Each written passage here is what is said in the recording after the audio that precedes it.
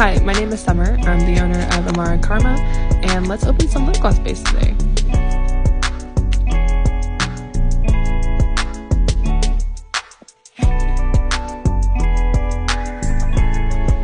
Taking the gloves off now so that I can actually stab this through.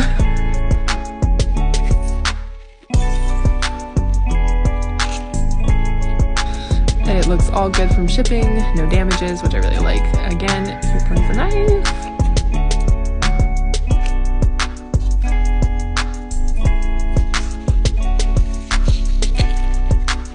Now it's time for the moment I've been waiting for since I ordered this 2 weeks ago. Let's see that gooey ooey. And yep, it's the consistency that I love. It's got these oils in it in the base, but here's the real test. Let's get the spoon. Yep, perfect. Let me know what you guys think in the comments.